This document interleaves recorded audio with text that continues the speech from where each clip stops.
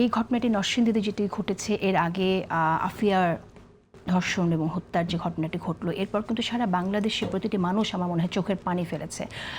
মানুষ কাঁদছে, আইন পরিবর্তন হচ্ছে, কিন্তু অপরাধ থামছে না। গোড়ার সংকটটা কোথায় বলে আপনার মনে হয়? ধন্যবাদ। আপনার নিশ্চয় তনু হত্যার কথা মনে আছে।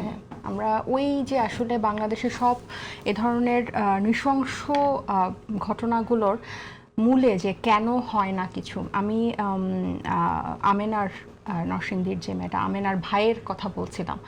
সো সে বলছিল যে আমি টাকা পয়সা চাই নাই, ভাত কাপড় চাই নাই, আমি কোনো আশ্রয় চাই না, আমি শুধু বিচার চেয়েছিলাম।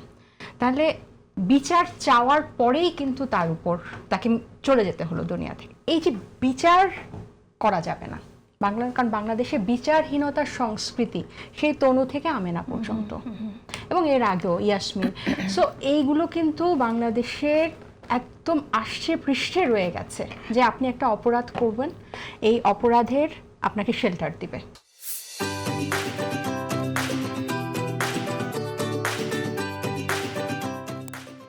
এটা নিয়ে এটা যদি আমি নিশ্চিত করে বলতে পারি, এটা যদি জাতীয় ইস্যু না হতো, আমরা যদি আমেনার নাম না জানতাম, নূরা কখনোই গ্রেফতার হতো না। এটা আমার একদম ব্যক্তিগত একটা বিশ্বাস। কারণ এরকম অজস্র আমেনা বিভিন্ন কোনায়, বাংলাদেশের এই পুরো 64টা জেলার কোনায় কোনায় মেয়েরা এভাবে ধর্ষণের শিকার হচ্ছে, হেনস্থার শিকার হচ্ছে, এবং যারা এটা করছে তারা পার পাচ্ছে শুধুমাত্র বাংলাদেশে বিচার হয় না দেখে।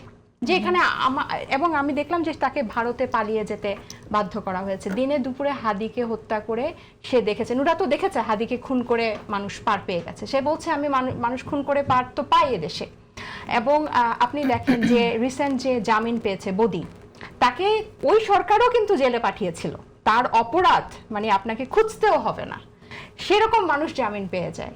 তাহলে বাংলাদেশে যে এই যে বিচার হয় না, কোনো কিছুর বিচার হয় না, আপনি যতদিন পর্যন্ত এই আইন শৃঙ্খলা এবং বিচারকে দলের ঊর্ধ্বে আমরা উঠাতে না পারবো, সরকারের ঊর্ধ্বে আমরা উঠাতে না পারবো, ওই যে আপনি শুরুতে বলছিলেন না মানবিক মানুষের অধিকার, এটা তো সে আমাদের একটা স্বাধীন রাষ্ট্র মানুষ কেন চায়? 71-এ যুদ্ধ করে একটা স্বাধীন রাষ্ট্র আমরা চেয়েছি যে আমার যে অধিকার সেটা আমার একটা রাষ্ট্র নিশ্চিত করবে।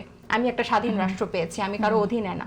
কিন্তু আমার রাষ্ট্র যখন আমার উপর হওয়া হামলার বিচার করে না, এবং যে হামলাকারী সে যখন জন্ম থেকে তার সবসময় সে দেখে বড়ই হয় এটা নিয়ে যে বাংলাদেশে অপরাধ করে আমি পার পেয়ে যাব, সেটা যত বড়ই অপরাধ হোক, খুন হোক আর যাই হোক, কেউ কিচ্ছু করতে পারবে না, আমার জামিন হবেই, বা আমি ধরাছোঁয়ার বাইরে থাকবই।